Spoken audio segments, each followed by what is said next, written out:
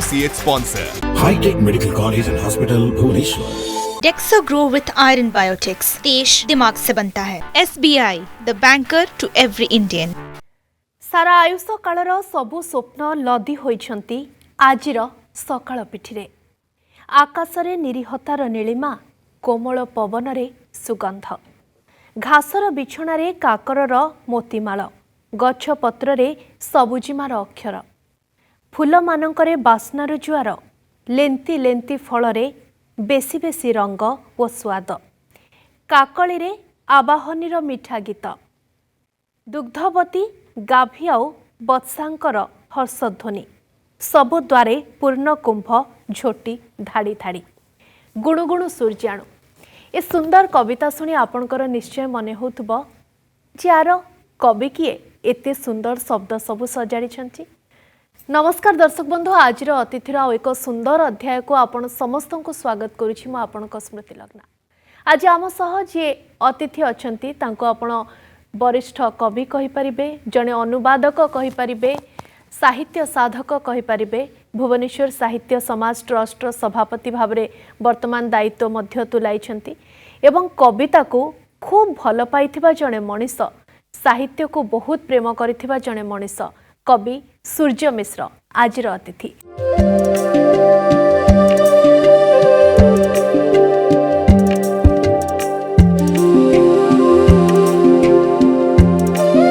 जड़े वरिष्ठ कवि, अनुवादक एवं निष्ठावान साहित्य साधक भावे से जातीय स्तर में ख्याति अर्जन करिसेंती. स्कूल पढ़ुवा समयरु तांकर मनरे लेखन प्रति गभीर आग्रह जन्म नेइथिला.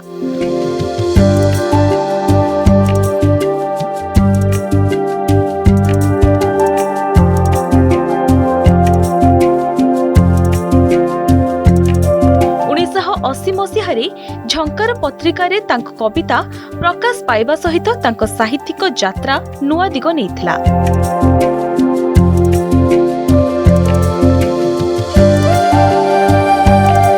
तांकर प्रथम कविता संग्रह सात वर्णर सकाळ पाठक मानक मनरे गभीर प्रभाव छाड़िथिला एवं व्यापक आदृति लाभ करिथिला. तांको कवितारे जीवन, समाज, संवेदना और मानवीय मूल्यबोधर सूक्ष्म प्रतिफलन देखिबाकु मिले. कविता लेखन सहित से अनेक गुरुत्वपूर्ण पुस्तकर अनुवाद करी ओडिया साहित्य को आहुरी समृद्ध करिसेंती. साहित्य प्रति तांकर निरंतर साधना और समर्पण तांको एक स्वतंत्र परिचय देछि. सर प्रणाम, स्वागत करुछि आपनको आम कार्यक्रम को. प्राय कवि माने कविता लेखिबा बेले मु जेतेबेले प्रश्न करे जे कविता केमिति आसे, समस्तंको पई भिन्न भिन्न कवितार संज्ञा आ कवितार आकार. कविता को आपण छोट बेलु भल पाइछंती. स्कूल रे पाठ पढ़िला बेले सेबेठु आपण लेखा लेखि आरंभ कलेनी एवं आज आपण जने वरिष्ठ कवि आ आपणकर कविता जातीय ख्याति संपन्न कविता होई परिछि. केमति आरंभ हला कविता सह आपणको संपर्क? कविता संगे मोर भाव बढ़िला खूब पिला दिन. आज्ञा. मो परिवार रे मोर बापा जन संस्कृत पंडित थिले, तेणु संस्कृत भाषा सहित मोर परिचय हला. घरे मोर माँ महाभारत, भागवत, विभिन्न ओषाव्रत पढ़ुले, तेणु साधारण शब्द सहित मोर परिचय हला. ओडिया शब्द सहित बेसी. स्कूल को जाऊँ चाटशाड़ी गली स्कूल को गली सेठी जो पिला सांग हेली, जो सांगसाथी हेली, से जो कथा भाषा करुले निपट मफसल पिला भाव से मो प्रभाव पकेला. तेणु भाषा सहित ओडिया भाषा सहित मोर गोटे भाव बढ़ी चलला, धीरे धीरे बढ़ला, आटा दृढ़ है. पिलादिन आम सब जो कविता पढ़ुला, जो बही सब गीत लेखा होता आम सब मन रखी दौलू. आज्ञा. आजिर कविता आम कहीं मन रखुने, कारण से कविता सब छंद थिला, स्वर दे पढ़ी होता. शिक्षक कहते आपको मन रखा पड़ो. आम पढ़ी पढ़ी जहाँ कहे घोषी घोषी से मन रही जाऊला. एवं पिला बेल अनेक गीत मन पड़ू, तो पूरा मन न पड़े भी धाड़ी मन पड़ू. से अनेक शिशु पत्रिका आसूला, कौ कविता बही भारी पढ़ुले आपण? मु कविता बही पढ़े कि न पढ़े, किंतु मु शिशु पत्रिका पढ़ुली. मैट्रिक पढ़िया पर्यंत शिशु पत्रिका प्राय पढ़ुली. मन पवन बाहर କଟକରୁ ଭୁବନେଶ୍ୱରରୁ ମଧ୍ୟ ଚକୋଲେଟ୍ ବାରମଜା ପତ୍ରିକା ବାହାରୁଥିଲା। କିଛି ଦିନ ପରେ ଆମ ସେଇ ପାଖରୁ ପିପିଲିରୁ ଟୁକୁମୁସି ଗୋଟେ ପତ୍ରିକା ବାହାରୁଥିଲା। ଏବେ ତ ଜହ୍ନ ବି ପଢ଼ୁଥିଲି। ଟିକେ ମେଟ୍ରିକ୍ ବେଳକୁ ବୋଧେ ମୁଁ ପଢ଼ିଲି। ତାପରେ ବିଶ୍ୱ ଶିଶୁ ଗୋଟେ ପତ୍ରିକା ବାହାରୁଥିଲା ଚିତ୍ତ ଭାଇଙ୍କର ସମ୍ପାଦନାରେ। ଏବଂ ଏସବୁ ପଢ଼ିବା ସହିତ ସବୁ ପ୍ରାୟ ଖବରକାଗଜ ଯାହା ସେତେବେଳେ ବାହାରୁ କମ୍ ଖବରକାଗଜ ବାହାରୁଥିଲା। ଆଜ୍ଞା ସେ ଖବରକାଗଜ ମାନଙ୍କରେ ପ୍ରତି ସପ୍ତାହରେ ଗୋଟେ ପିଲାଙ୍କ ପାଇଁ ଗୋଟେ ପୃଷ୍ଠା ଥିଲା। ଶିଶୁ ରାଇଜ, ମୀନା ବଜାର ଏମିତି ସବୁ ଥିଲା, ଶିଶୁ ଫୌଜ ଏମିତି ସବୁ ଥିଲା। ସେଥିରେ ମୁଁ ମଧ୍ୟ ତାକୁ ପଢ଼ୁଥିଲି। ପଢ଼ିବା ପାଇଁ ମୋର ବିଶେଷ କରି କବିତା, ଗୀତ, ସାହିତ୍ୟ ପଢ଼ିବା ପାଇଁ ମୋର ବହୁତ ବଡ଼ ଝୁঁକ ଥିଲା। ଏବଂ ମୁଁ ଯେଉଁ 6, 7 ଶ୍ରେଣୀରେ 8 ଶ୍ରେଣୀ ପରେ ଯେଉଁ ପୁରସ୍କାର ପାଉଥିଲି ସବୁ ପ୍ରାଇଜ୍ରେ, ସ୍କୁଲ ମାନଙ୍କରେ ପୁରସ୍କାର ବିତରଣ ହୁଏ। ମୁଁ ମାଇନରରେ ପଢ଼ିଲା ବେଳେ ମଧ୍ୟ ପୁରସ୍କାର ବିତରଣ ସବୁ ଯେଉଁ ବହି ପାଏ, ସେ ବହିକି ପଢ଼ିକିରି ମୋର ଧୀରେ ଧୀରେ ବହି ପ୍ରତି ମୋର ଗୋଟେ ବହୁତ ଦୁର୍ବଳତା ଆସିଲା। ମୁଁ ସବୁ ବହି ପଢ଼ିବାକୁ ଚେଷ୍ଟା କଲି। ସବୁ ବହି, ଯେଉଁ ବହି ପାଇବି, ଡିଟେକ୍ଟିଭ୍ ବହି, ନାଟକ ବହି, କବିତା ବହି, ଯାହା ପାଇ ପଢ଼ିବି। କବିତା ବୁଝି ନ ପାରିଲେ ବି ପଢ଼ିବି। ଗପ ବହି, ଏଇସବୁ ଜିନିଷ ଏଇସବୁ ପଢ଼ିକିରି ମୋର ଗୋଟେ ପୁସ୍ତକ ପଢ଼ିବା ପ୍ରତି, ଭାଷା ପ୍ରତି ମୋର ଆଗ୍ରହ ବଢ଼ିଲା। ଆଉ ବହି ଆପଣଙ୍କର ପିଲାବେଳର ସାଙ୍ଗ ହେଇଗଲା। ବହି ମୋର ପିଲାବେଳର ସାଙ୍ଗ ହେଇଗଲା। ଆଜ୍ଞା ଆଉ ତା ଛଡ଼ା ମୋତେ ଲାଗେ ମୁଁ ସେତେ ଖେଳାଖେଳି କରୁନଥିଲି। ମୁଁ ବୋଧେ କିଛି ଅନ୍ୟ କାମ କରିପାରୁନଥିଲି ବୋଲି, କରିବାକୁ ମୁଁ ଅସମର୍ଥ ଥିଲି ତା ନୁହେଁ, ସେଥିରେ ମୋର ବିଶେଷ ଆଗ୍ରହ ନଥିଲା। କାରଣ ମୁଁ ଜାଣିଥିଲି ମୁଁ ବୋଧେ ଖେଳିଲେ ମୁଁ ପାରିବିନି, ମୁଁ ଭଲ ଅଭିନୟ କରିପାରିବିନି।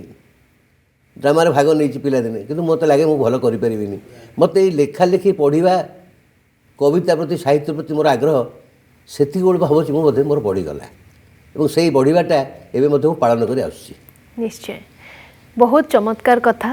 ମୀନା ବଜାରରେ ଧୀରେ ଧୀରେ ଆପଣଙ୍କ ଲେଖା ବାହାରିଲା। ତାପରେ ଆପଣ ଖବରକାଗଜରେ ମଧ୍ୟ ଲେଖା ଦେଲେ। ଦେଖୁ ଦେଖୁ ଝଙ୍କାରରେ ଆପଣଙ୍କର ଲେଖା ଆସିଲା। ସେତେବେଳେ କୁହାଯାଏ ଝଙ୍କାରରେ ଯାହାଙ୍କର ଲେଖା ବାହାରିଗଲା ଗୋଟେ ଷ୍ଟାମ୍ପ ବାଜିଯାଏ, ସେ ଜଣେ ରିନାଉଣ୍ଡ କବି ବୋଲି। କେଉଁ କବିତା ପ୍ରଥମେ ଝଙ୍କାର ପାଇଁ ଆପଣ ଦେଇଥିଲେ ମନେ ଅଛି? ଆଉ ସେ ଯେଉଁ ମୁହୂର୍ତ୍ତ ପ୍ରଥମେ ଝଙ୍କାରରେ ସୂର୍ଯ୍ୟ ମିଶ୍ର ନାଁ ଲେଖା ହେଇ ଛପା ହେଇ ଆସିଥିବ, ସାଇ ପଡ଼ିଶା କୁହନ୍ତୁ, ସାଙ୍ଗସାଥି କୁହନ୍ତୁ ବା ପାଠକମାନେ କୁହନ୍ତୁ, ଆରେ ତ ଲେଖା ପଢ଼ିଲି, ଭାରି ଭଲ ଲାଗିଲା, ଇଏ ଯେଉଁ ପଦକ କଥା କିଛି ମନେ ଅଛି ସେ ଅନୁଭୂତି? ସେଇଟା ସେଇ ଯେଉଁ ଆନନ୍ଦ, ସେ ପ୍ରକୃତ ଆନନ୍ଦ ମିଳିଥିଲା ଯେତେବେଳେ ପ୍ରଥମ କବିତା ଛପା ହେଇଥିଲା। ଆଜ୍ଞା ଝଙ୍କାର କଥା କହୁନି, ଝଙ୍କାରର ପ୍ରଥମ କବିତା ଛପା ହେଇଥିଲା 1980 ମସିହା ବେଳେ। ମୁଁ ସେବେଳେ BA ପାସ୍ କରିସାରିଥିଲି। କିନ୍ତୁ ମୋର ପ୍ରଥମ କବିତା ପ୍ରଥମେ ଶିଶୁ ରାଇଜ ବୋଲି ବାହାରୁଥିଲା ସମାଜରେ। ମୁଁ ପ୍ରଥମେ ସେଠି ଚିଠି ଲେଖୁଥିଲି। ଆଜ୍ଞା ଚିଠି ଲେଖିଲେ କ'ଣ ହେବ ନା, ନାଁଟା ବାହାରିଥିବ ତୁମର, ନାଁକୁ ଦେଖିବାର ଇଚ୍ଛା ଯେଉଁ ଲୋଭ, ସେଥିପାଇଁ ଚିଠି ଲେଖା ହେଲା। ତାପରେ ଧୀରେ ଧୀରେ ମୀନା ବଜାର, ପ୍ରଜାତନ୍ତ୍ରର ମୀନା ବଜାର ପୃଷ୍ଠାରେ ଛୋଟ ଛୋଟ କବିତା ଲେଖା ହେଲା। ତା ବି ପଠେଇଲି, ବାହାରିଲା। ମୀନା ବଜାର ପତ୍ରିକାରେ ବି ବାହାରିଲା, ସ୍କୁଲ ମ୍ୟାଗାଜିନ୍ରେ ଲେଖା ବାହାରିଲା। ଏମିତି ହେଇକି 76, 77 ବେଳକୁ ଗୋଟେ ପତ୍ରିକା ବାହାରୁଥିଲା। ସେ ପତ୍ରିକା ନାଁ ହେଉଛି ନିଶୀଥ ସୂର୍ଯ୍ୟ। ଆଜ୍ଞା ମୁଁ ଗୋଟେ କବିତା ସେ ପତ୍ରିକାକୁ ପଠାଇଦେଲି। ସେ କବିତାର ନାଁ ମଧ୍ୟ ନିଶୀଥ ସୂର୍ଯ୍ୟ ଛପା ହେଇଗଲା। ମୁଁ ଏବେ ଭାବେ ବୋଧେ ସେ କବିତା ଏତେ ଶକ୍ତିଶାଳୀ ନଥିଲା, କିନ୍ତୁ ବୋଧେ ପତ୍ରିକା ନାଁ ସେୟା ଥିଲା ବୋଲି କବିତା ଛପା ହେଇଗଲା। ତାପରେ ବି ସେ ପତ୍ରିକା ବନ୍ଦ ହେଇଗଲା। ତେଣୁ ଏସବୁ ଭିତରେ ମୋର ପ୍ରଜାତନ୍ତ୍ର ଯୁବ ଗୋଟେ ସାହିତ୍ୟ ବିଭାଗ ବାହାରୁଥିଲା, ଏବେ ବାହାରୁଛି ସେ ସାହିତ୍ୟ, ମୋର ସେଥିରେ ମଧ୍ୟ କବିତା ବାହାରିଲା। ତେଣୁ ମୁଁ ଧୀରେ ଧୀରେ ଧୀରେ ଧୀରେ ମୋର କବିତା ଲେଖା ପ୍ରତି ଆଗ୍ରହ ବଢ଼ିଲା। ଆଉ ଆପଣଙ୍କ ଭିତରେ ବି ଆତ୍ମବିଶ୍ୱାସ ବଢ଼ିଲା ଯେ ମୁଁ ଲେଖିପାରିବି। ତଥାପି ଶିଖିବାର ମଧ୍ୟ ବହୁତ ଇଚ୍ଛା ଥିଲା। କବିମାନଙ୍କୁ ପଢ଼ିବାର ଇଚ୍ଛା ଥିଲା, କବିମାନଙ୍କ ସହିତ ମିଶିବାର ଇଚ୍ଛା ଥିଲା। ସେତିକିବେଳକୁ 80 ମସିହାରେ ଝଙ୍କାରରେ ମୋର କବିତାଟି ବାହାରିଲା। ସେତେବେଳକୁ ମୁଁ ଝଙ୍କାରକୁ 6-7 ଥର କବିତା ପଠାଇ ସାରିଥିଲି। ସମ୍ପାଦକ ପାଖରୁ ଯେତେ ଆମେ ରିଜେକ୍ଟେଡ଼ ହେବା, ପ୍ରତ୍ୟାଖ୍ୟାତ ହେବା, ମୁଁ ଭାବୁଛି ଆମର ସେତେ ଲେଖକ ଭାବରେ ଉତ୍ସାହ ବଢ଼ିବ, କ୍ରୋଧ ବଢ଼ିପାରେ, ଗୋଟେ ଚ୍ୟାଲେଞ୍ଜ ବଢ଼ିବ, କିନ୍ତୁ କ୍ଷୋଭ ଆସିପାରେ ମନରେ, ମୋର କାହିଁ ଛପା ହେଲାନି ବୋଲି। କିନ୍ତୁ ଯେତେ ଥର ପ୍ରତ୍ୟାଖ୍ୟାତ ହେବା, ଆମେ ସେତେ ଥର ଉତ୍ସାହିତ ହେବା। ଆପଣ କେତେ ଥର ପ୍ରତ୍ୟାଖ୍ୟାନ ଦେଖିଛନ୍ତି? 4-6 ଥର ପଠାଇ ସାରିଥିଲି ଝଙ୍କାରକୁ। କିନ୍ତୁ ମନ ଭାଙ୍ଗି ନଥିଲା? ନା, ପଠାଉଥିଲି। ପ୍ରତି ମାସରେ ମୁଁ କବିତା ଲେଖି ପଠାଇଦିଏ। ଆଚ୍ଛା, ସେଥରକ ବୋଧେ 1980 ଡିସେମ୍ବର ମାସ ସେ କବିତା ମୁଁ ପଢ଼ିଲି। କେମିତି, ଆମେ ଯେଉଁଠି ରହୁ ଡେଲାଙ୍ଗରେ ଗୋଟେ ବହି ଦୋକାନ ଅଛି। ବହି ଦୋକାନ ତ ସେଇଟା ନୁହେଁ, ସେଇଟା ଗୋଟେ ଖଟି ପାନ ଦୋକାନ। କିନ୍ତୁ ସିଏ ଝଙ୍କାର 5ଟା ଆଣିକି ବିକେ। ଯେହେତୁ ପ୍ରଜାତନ୍ତ୍ରର ସେ ଏଜେଣ୍ଟ, ତେଣୁ ଝଙ୍କାର ମଧ୍ୟ ଆସି ବିକେ। ମୁଁ ଝଙ୍କାର ଟିକେ କାଢ଼ି ପଢ଼ିଲି, ଦେଖିଲି ମୋର କବିତା ମଧ୍ୟ ସେଥିରେ ଅଛି। ମୁଁ ସାଙ୍ଗେ ସାଙ୍ଗେ କିଣି ନେଇକି ପଳେଇଲି। ପରେ ମୋ ପାଖକୁ ଗୋଟେ ଝଙ୍କାର ଆସିଲା ଡାକରେ। ବହୁତ ଦିନ ପରେ ମୋର ଝଙ୍କାର ସମ୍ପାଦକ ଦେଖା ହେଇଥିଲେ। ସେ ମୋତେ କହିଲେ, ମୁଁ ତୁମକୁ ଏତେ କମ୍ ବୟସରୁ ଜାଣିନଥିଲି, କିନ୍ତୁ ଝଙ୍କାର ଯେତେବେଳେ ଦେଖିଲି ପ୍ରଥମ କବିତା, ସେତେବେଳେ ମୁଁ ବହୁତ ବହୁତ ଖୁସି ହେଇଥିଲି। ଆଉ ମୁଁ ଭାବିଥିଲି ଯେ ଝଙ୍କାର ଗୋଟେ ବହୁତ ଭଲ ସମ୍ଭ୍ରାନ୍ତ ପତ୍ରିକା, ଓଡ଼ିଶାର ଗୋଟେ ପୁରୁଣା ପତ୍ରିକା, ଏଥିରେ ମୋ ଲେଖା ବାହାରିଛି ମାନେ କବିତା ଲେଖିବା ପାଇଁ ମୁଁ ଲାଇସେନ୍ସ ପାଇଗଲି।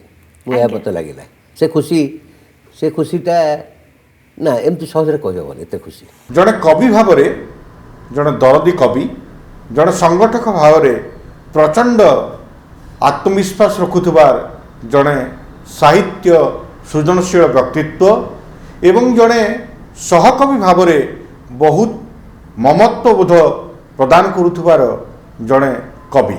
ଭୁବନେଶ୍ୱର ସାହିତ୍ୟ ସମାଜର ବାର୍ଷିକ ଶୀତ ଆସରକୁ ସେ ବିଗତ କିଛି ବର୍ଷ ହେଲା ଭୁବନେଶ୍ୱର ଲିଟରେଚର ଫେଷ୍ଟିଭାଲ ବା ଭୁବନେଶ୍ୱର ସାହିତ୍ୟ ପର୍ବରେ ପାଳନ କରିବା ପାଇଁ ଏକ ପ୍ରମୁଖ ଭୂମିକା ଗ୍ରହଣ କରିଛନ୍ତି। ପ୍ରଥମ ଆପଣଙ୍କର କବିତା ପୁସ୍ତକ ଥିଲା ସାତ ବର୍ଣ୍ଣର ସକାଳ, ଗୋଟେ ଚମତ୍କାର ନା।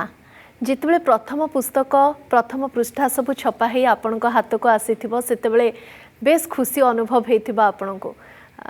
କେବେ ଭାବିଲେ ଯେ ମୁଁ ଗୋଟେ ବହିଟେ କରିବି? ମୁଁ ଗୋଟେ ସମ୍ବାଦପତ୍ରରେ କାମ କରୁଥିଲି। ଆଜ୍ଞା। ମୁଁ ମଧ୍ୟ ସେ ସମ୍ବାଦପତ୍ର ସାହିତ୍ୟ ପୃଷ୍ଠା ଦାୟିତ୍ୱରେ ଥିଲି। ବିଭିନ୍ନ ବନ୍ଧୁ ଆସନ୍ତି, ଜଣେ ମୋତେ ପ୍ରସ୍ତାବ ଦେଲେ ଆପଣ କବିତା ବହି କରୁନାହାନ୍ତି। ସେତେବେଳେ ଯାହା ଆମର ଚାକିରି ଦରମା ଆର୍ଥିକ ସ୍ତରରେ ଆମେ ସେତେ ଉନ୍ନତ ନୁହଁ ଗୋଟେ ବହି ଛାପିବା ପାଇଁ। ସାର୍ ସେତେବେଳେ ବହି ଗୋଟେ ଛାପିବା ପାଇଁ କେତେ ପଇସା ଲାଗୁଥିଲା? ପ୍ରଥମେ ବହି ଛାପିବା ପାଇଁ ପ୍ରଥମେ ଯିଏ ପ୍ରକାଶକ ସେ ନିଜ ତରଫରୁ ଛାପୁଥିଲେ। ଆଜ୍ଞା। ଏବେ ମଧ୍ୟ ସେ ଧାରା ରହିଛି, କିନ୍ତୁ ଆଜିକାଲି ସବୁ ସେଲ୍ଫ ଫାଇନାନ୍ସିଂ ହେଉଛି, ଅନେକ ସମୟରେ ଆମ ଲେଖକକୁ ମଧ୍ୟ ପଇସା ଦେବାକୁ ପଡ଼ୁଛି। ଆଚ୍ଛା। ଯେହେତୁ ସେ ବହି ମୁଁ ଛାପିଲି, ମୋର ସେତେବେଳେ ମୋ ଜାଣିବାରୁ 2000 ଟଙ୍କାରେ ସେ ବହି ମୁଁ ଛାପିଥିଲି। ଆଜ୍ଞା। ବାକି ପଇସା ବୋଧେ ପ୍ରକାଶକ ଦେଇଥିଲେ। ଅଜିତ ଦାସ ମହାପାତ୍ର ବୋଲି ଜଣେ ଅଛନ୍ତି, ମୋର ଟିକେ ସିନିୟର, ମୋର ଟିକେ ବୟସରେ ବଡ଼। ସେ ତାଙ୍କର ପ୍ରେସ୍ ଥିଲା ଶ୍ରୀଲକ୍ଷ୍ମୀ ପ୍ରିଣ୍ଟର୍ସ, ସେଇଠି ସେ ବହି ଛପା ହେଲା। ସେ ବହି ଛପା ହେଇ ଆସିଲା। ଆଉ ଜଣେ ମୋର ସାନ ଭାଇ ଥିଲେ ତାରକ ବିଲି, ସେ ମୋର ସାହାଯ୍ୟ ବହୁତ କଲେ, ତାରକ ମହାନ୍ତି। ବହି ଛପା ହେଇ ଆସିଲା। ବହି ମଧ୍ୟ ଉନ୍ମୋଚନ ହେଲା। ପ୍ରଥମ ବହିରୁ ଦ୍ୱିତୀୟ ବହି, ଦ୍ୱିତୀୟ ବହିରୁ ତୃତୀୟ ବହି ଯେତେବେଳେ ସାର୍ ଆପଣ ଦେଖନ୍ତି ଆପଣଙ୍କୁ ଲାଗେ ଯେ ମୋ ଲେଖାରେ ମ୍ୟାଚ୍ୟୁରିଟି ଆସୁଛି। ଆଜି ଯେତେବେଳେ ଆପଣ ପଛକୁ ଫେରି ଦେଖନ୍ତି, ପ୍ରଥମ ବହିକୁ ଦେଖନ୍ତି ଆଉ ଆଜିର ଲେଖାକୁ ଆପଣ କମ୍ପେୟାର କରନ୍ତି, କ'ଣ ଆପଣଙ୍କୁ ତଫାତ୍ ଲାଗେ, କ'ଣ ପାର୍ଥକ୍ୟ ଲାଗେ ଆଜି ସୂର୍ଯ୍ୟ ମିଶ୍ର ଆଉ ସେଦିନର ସୂର୍ଯ୍ୟ ମିଶ୍ରଙ୍କ ଭିତରେ? এইটা আপেক্ষিক এই কথাটা প্রশ্নটি এমতি পূর্বରୁ যেটা লিখিছু সেইটা যে শক্তিশালী কবিতা হইনথিব বর্তমান তুলনায় আজ্ঞা। সেମିତି କହିହେବ ନାହିଁ। କିନ୍ତୁ ବେଳେବେଳେ ଲାଗେ ଯେ ମୁଁ ଯେଉଁ କବିତା ସବୁ ଲେଖିଛି କୌଣସି କବିତା ସଫଳ ନୁହେଁ। ଆଜ୍ଞା। ଗୋଟେ କବି ତାର ଶେଷ ଜୀବନ ଯାଏ, ମୋର ମତ, ଗୋଟେ ଚରମ ଅସମ୍ପୂର୍ଣ୍ଣତା, ଗୋଟେ ଅସନ୍ତୁଷ୍ଟି ଭିତରେ ଥାଏ। ମୁଁ ଗୋଟେ ମୋର ଶ୍ରେଷ୍ଠ କବିତା ଲେଖିପାରି ନାହିଁ, ଅଥଚ ସେ ସବୁବେଳେ ଭଲ କବିତାରୁ ଭଲ କବିତା ଲେଖିବାକୁ ଚାହୁଁଥାଏ। ଆପଣଙ୍କ ପାଇଁ ଭଲ କବିତାର ସଂଜ୍ଞା କ'ଣ ସାର୍? ପ୍ରଥମ କଥା ହେଉଛି କବିତା ଗୋଟିଏ ଆଧ୍ୟାତ୍ମିକ ଯାତ୍ରା। ଏଇ ଯାତ୍ରା ଆମର ବହିର୍ଦେହ ଆଉ ଅନ୍ତର୍ଦେହ ଆଜ୍ଞା ମଧ୍ୟ ଦେଇ ଭାଷା ମାଧ୍ୟମରେ ସଂଗଠିତ ହୁଏ। ଭାଷା ହେଉଛି ଆମ ଭାବକୁ ବ୍ୟକ୍ତ କରିବାର ମାଧ୍ୟମ। ଯେତେବେଳେ ଏଇ ଯାତ୍ରା ଚାଲେ ଭିତରେ, ଯେତେବେଳେ ନିଜର ସ୍ୱପ୍ନ, ସ୍ମୃତି, ଅନୁଭୂତି ଆଉ ଏ ଭାଷା ଏକାଠି ଯାଇ ଜାଗୃତିର ଗୋଟିଏ ମୁହୂର୍ତ୍ତରେ ପହଞ୍ଚିଯିବେ, ସଂକ୍ଷେପରେ ପହଞ୍ଚିଯିବେ, ତାର ଗୋଟେ ପ୍ରେରଣାଟିଏ ମିଳିବ। ସେ ପ୍ରେରଣାଟିର ଯେଉଁ କବିତା ଲେଖା ହେବ ସେଇଟା ସଫଳ କବିତା। କିନ୍ତୁ ଏହା ଅଧିକାଂଶ ସମୟରେ ସମ୍ଭବ ହୁଏ ନାହିଁ। ଏବଂ କାହିଁକି ସମ୍ଭବ ହୁଏ ନାହିଁ ନା ଏହିସବୁ କାମ ପାଇବା ପାଇଁ ଅପେକ୍ଷା କରିବାକୁ ପଡ଼େ। ତେଣୁ ପ୍ରେରଣାଟି ଆସେ, ଗୋଟେ ଲେଖିବାର ପ୍ରେରଣା ଆସେ, କେବଳ କବିତା ନୁହେଁ, ଯେକୌଣସି ସୃଷ୍ଟି ମୂଳରେ ଗୋଟେ ପ୍ରେରଣା ଅଛି, ସେ ପ୍ରେରଣା ଆସେ। କିନ୍ତୁ ସେ ପ୍ରେରଣାକୁ, ଏବଂ ସେ ପ୍ରେରଣାଟି ବହୁତ କମ୍ ସମୟ ପାଇଁ ଆସେ, ସେ ପ୍ରେରଣାଟି ଆସିଯାଇପାରେ ପୁଣି ଚାଲି ଯାଇପାରେ। ଅର୍ଥ ସେହି ସମୟରେ ସେ ପ୍ରେରଣାଟିକୁ ଯଦି ଆପଣ ଧରି ରଖିପାରିବାର ଚେଷ୍ଟା କରିବେ ତେବେ ହୁଏତ ଲେଖିପାରିବେ। ଆପଣ କେବେ ଗପ ବା ଉପନ୍ୟାସ ଲେଖିବା ପାଇଁ ମନ ବଳେଇ ନାହାନ୍ତି କବିତା ଲେଖୁ ଲେଖୁ? କାରଣ କବି ହିସାବରେ ଆପଣ ବେଶ ସଫଳ। କିଛି ପାଠକ ଅପେକ୍ଷା କରିଥାନ୍ତି ସୂର୍ଯ୍ୟ ମିଶ୍ର କେବେ ଗପ ଲେଖିବେ। ସେ ବିଷୟ ମୁଁ କହିପାରିବିନି। ମୁଁ ବି କେତେ ସଫଳ କବି ଭାବରେ ସେ କଥା ବି କହିପାରିବିନି। କିନ୍ତୁ ମନ ଭିତରେ କେବେ ଆସିଛି ଇଚ୍ଛା ଯେ ଗପଟେ ଲେଖନ୍ତି? ମୁଁ ତୁଳନାତ୍ମକ ଭାବରେ ବହୁତ ଗପ ବି ପଢ଼େ, ଆଜ୍ଞା ଉପନ୍ୟାସ ବି ପଢ଼େ। ଏମିତି ଦେଖିବାକୁ ଗଲେ ମୁଁ ସବୁ ତ ପଢ଼େ କହିଛି ପିଲାଦିନୁ। ଏବେ ମୁଁ ଏବେ ଯାହା ପଢ଼େ ବି ପ୍ରବନ୍ଧାଲୋଚନା ବି ପଢ଼େ, ଅନୁବାଦ ବି ପଢ଼େ, କିନ୍ତୁ ମୁଁ ତୁଳନାତ୍ମକ ଭାବରେ କବିତାଠୁ ଗପ ଅଧିକ ପଢ଼େ। ଆଚ୍ଛା ଏବଂ ବହୁତ ଗୁଡ଼ାଏ ଗପର ଯାହାକୁ କୁହନ୍ତି ଛୋଟ ଛୋଟ ପ୍ଲଟ୍ ମୋ ମନକୁ ଆସେ। ବହୁତ ସମୟରେ ଅଭିଯୋଗ ଆସେ ଯେ ଲେଖକ ପ୍ରତି ଅସହିଷ୍ଣୁ ହୋଇପଡ଼େ, ଏକଥା କେତେ ଦୂର ସତ ବୋଲି ମୁଁ ଆପଣ ଏହା ବିଶେଷ କରି ହୃଦୟଙ୍ଗମ ବିଶ୍ୱାସ କରୁନାହିଁ, ଆଜ୍ଞା। କାରଣ ଏଭଳି ଅନୁଭବ ମୋର ହୋଇନାହିଁ। ତେଣୁ ମୁଁ ସେଇଟାକୁ ଠିକ୍ ଭାବରେ ଧରିପାରୁନାହିଁ। ଆଜ୍ଞା କାରଣ କିଏ ଲେଖକମାନେ ଯେ ଲେଖକଙ୍କ ଭିତରେ ପାରସ୍ପରିକ ଅସହିଷ୍ଣୁତା ଅଛି, ଏଇଟା ସାଧାରଣ ଭାବରେ କେହି ଖୋଲାଖୋଲି ଅସହିଷ୍ଣୁତା ପ୍ରକାଶ କରନ୍ତି ନାହିଁ। ପରସ୍ପରର ପ୍ରଶଂସା କରୁଛନ୍ତି କିନ୍ତୁ ପ୍ରଶଂସା କରିବା ସହିତ ନିଜ କାମରେ ବି ଲାଗିଛନ୍ତି। ସାର୍ ଆପଣଙ୍କର ଶେଷ ପୁସ୍ତକ ଯେଉଁଟା ଏବେ ପ୍ରକାଶିତ ହୋଇଛି ଗୁଣୁଗୁଣୁ ସୂର୍ଯ୍ୟାଣୁ, ଖୁବ୍ ସୁନ୍ଦର ନାଁ ଏବଂ ଖୁବ୍ ସୁନ୍ଦର ଲେଖା, ମୁଁ କିଛିଟା ପଢ଼ିଛି ମଧ୍ୟ।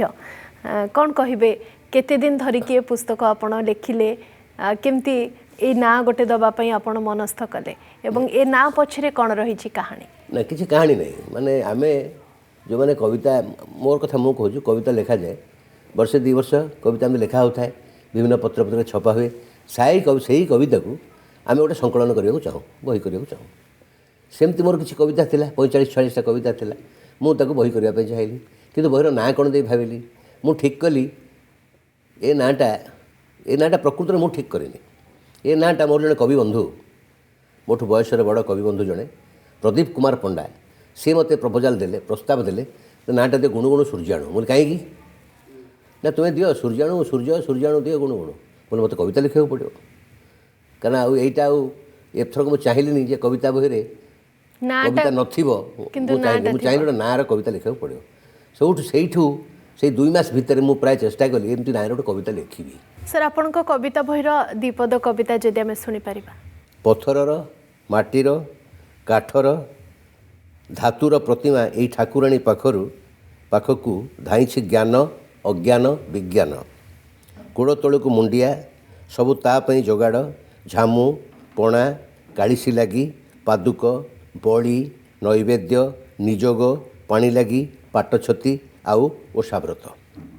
ତାକୁ ମାଗ, ଅଧିଆ ପଡ଼, ଗାଳି ଦିଅ, ଗେଲ କର, ନାଁ ଧରି ଡାକ, ଓଜାଡ଼ି ଦିଅ ଗାଳି ଓ ଅଧିକାର, ହାତ ପତାଇ ଲୋଡ଼ ବରା ଭୟ, ଯେମିତି ସେ ଆମ କୁଟୁମ୍ବର। ଖୁବ୍ ଚମତ୍କାର ଆଉ ଦମଦାର କବିତା। ସାର୍ଙ୍କର 10ରୁ ଅଧିକ କବିତା ପୁସ୍ତକ, ଆଉ ପ୍ରତିଟି କବିତା ପରସ୍ପରଠୁ ଭିନ୍ନ ଏବଂ ଚମତ୍କାର ଶବ୍ଦ ସଂଯୋଜନା। ତାଙ୍କର ଗୋଟିଏ ବହି, କବିତା ବହି ବାହାରିଥିଲା 1990 ମସିହାରେ, 7 ବର୍ଣ୍ଣର ସକାଳ। ସେ ବହିଟି ମୋର ଜଣେ ବନ୍ଧୁ, ଆଡ଼ଭୋକେଟ୍ ବନ୍ଧୁ ପୁରୀର, ସେ ମୋତେ ଦେଇଥିଲେ। ମୁଁ ସେଇଟା ପଢ଼ିବା ପରେ ମୋତେ ବହୁତ ଅନୁପ୍ରାଣିତ ଲାଗିଥିଲା। ତାଙ୍କ କବିତା ବହି ପଢ଼ିବା ପରେ ତାଙ୍କ ପ୍ରତି ମୋର ଯେଉଁ ଆଗ୍ରହ ଆସିଲା, ମୁଁ ଏକଦା ପୁରୀରୁ ଜଟଣୀ ଆସିଥିଲି ତାଙ୍କୁ ଦେଖା କରିବା ପାଇଁ, କିନ୍ତୁ ତାଙ୍କୁ ଦେଖା ପାଇନଥିଲି। କବି ସୂର୍ଯ୍ୟ ମିଶ୍ର, ଯାହାଙ୍କ ସହିତ ଆମେ ଆଲୋଚନା କରୁଛୁ, ଖୁବ୍ ସୁନ୍ଦର କବିତା ତାଙ୍କଠାରୁ ଶୁଣିଲୁ। ଏ ଭିତରେ ସାର୍ଙ୍କର ସବୁଠୁ ବଡ଼ ପରିଚୟ ହେଉଛି ସାର୍ ଜଣେ ଅନୁବାଦକ। ଆପଣ ପ୍ରଧାନମନ୍ତ୍ରୀ ନରେନ୍ଦ୍ର ମୋଦିଙ୍କ ଠାରୁ ମଧ୍ୟ ସମ୍ମାନିତ ହୋଇଛନ୍ତି 2017 ମସିହାରେ। ଅନୁବାଦ କରିବାର କଥା କେବେ ଚିନ୍ତା କଲେ ସାର୍? ଅନୁବାଦ ବିଷୟରେ ମୁଁ ଯେତେବେଳେ ଭଲ ବହି ପଢ଼େ, ଏ ବହି ଓଡ଼ିଆରେ ମଧ୍ୟ ହଉ ବୋଲି ଭାବେ। ସବୁ ତ ଅନୁବାଦ କରିବାରେ ଆସ୍ପର୍ଦ୍ଧା ମୁଁ କରିପାରିବିନି। ତେଣୁ ପ୍ରଥମ ଅନୁବାଦ କରିଥିଲି ମରାଠୀ ଉପନ୍ୟାସ ଗୋଟେ, ନ୍ୟାସନାଲ୍ ବୁକ୍ ଟ୍ରଷ୍ଟର ବିଶ୍ରାମ ବେଦେକାର ଜଣେ ଲେଖକ, ତାଙ୍କର ଉପନ୍ୟାସ ରଣାଙ୍ଗନ, ବହୁତ ପୁରୁଣା ନଭେଲ, ଛୋଟ ନଭେଲଟେ, ସେଇଟାକୁ ମୁଁ ଅନୁବାଦ କରିଥିଲି ପ୍ରଥମେ।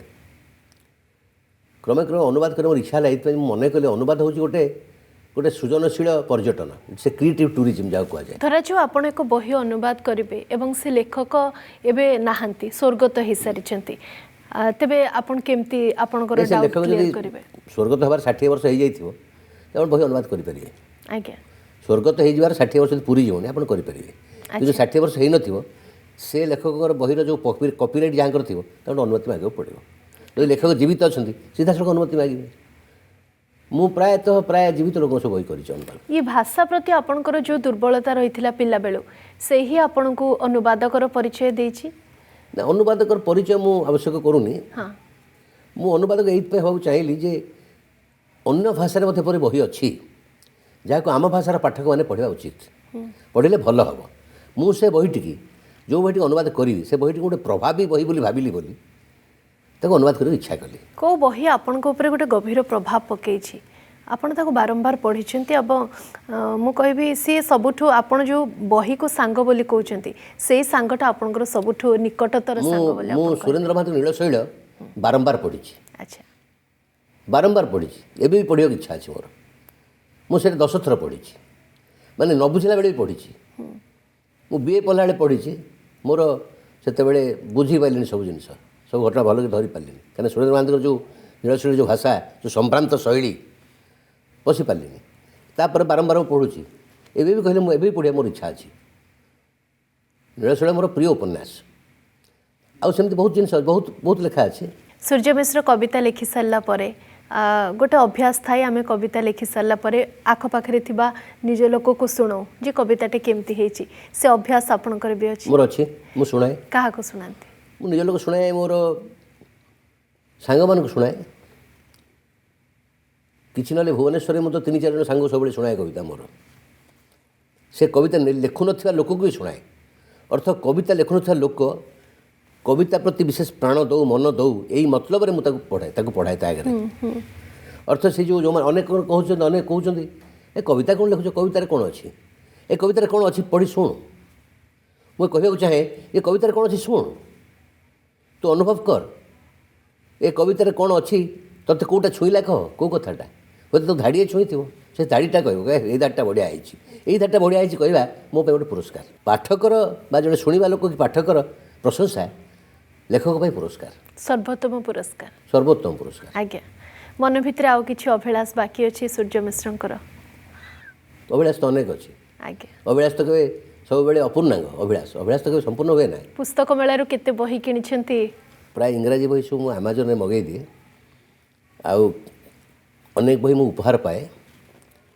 आउ आग्रह को रखिथिबा बही को किणे पुस्तक मेला मु सेमति प्राय 5,000 टका बही किनिछि आ मोर बही मगा चले मु जेहेतु बही भल पाए बही पढ़े मु जते बही मगाए सब जे पढ़ी दिए ता भी नुहे अनेक बही रही जाए समय हेले पढ़ा हम किंतु सेही समय बहीर गोटे थर रिव्यू देखिली को कागज समीक्षा पढ़िली बहीर प्रशंसा शुणिली से बही किणवार जो अबदमित आग्रह से बही मु मगै दिए बा किणी पकाए किंतु रखा जाए किछि पृष्ठ मिले रखा जाए समय क्रमे ता पढ़ा जीवो तेणु मुझे जेते बही मो पाखरे अछि सबु बही जो पढ़ी देइछि से कथा नुहे बही मते अछि जाके पढ़ा चलिबो। खूब चमत्कार आपणक जीवन यात्रा आपणकर लेखार शैली एवं आपण कविता को खाली भल पाई नाहंती बुझी हजम करिसेंती एवं कविता को नहीं अनेक स्वप्न मध्य देखिसेंती। बहुत बहुत धन्यवाद आम कार्यक्रम को आसिले। धन्यवाद अर्गस टीवी कृतज्ञता। विशेषकर से समाज कथा कहती बेले बेले तो समालोचना थाए विद्रूप थाए किंतु तांको कवितारे से सबु बेले गोटे कौन कहबी आशार कथा लेखती आउ भल लगे पढ़िया पे। दर्शक बंधु समय सरी आज अतिथि को एठी रखिबा पुणी एक नूतन अध्याय जड़े नुआ अतिथि मु फेरिबी आपण पाक विदाय दियंतु नमस्कार।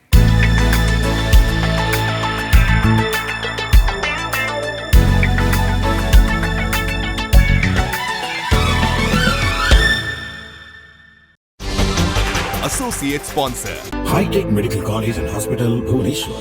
Dexo Grow with Iron Biotics. देश दिमाग से बनता है। SBI, the banker to every Indian. जदि आपंक आम भिडी भल लगा तेब आम चैनल को लाइक शेयर और सब्सक्राइब करने को जमा भी भूलु नहीं।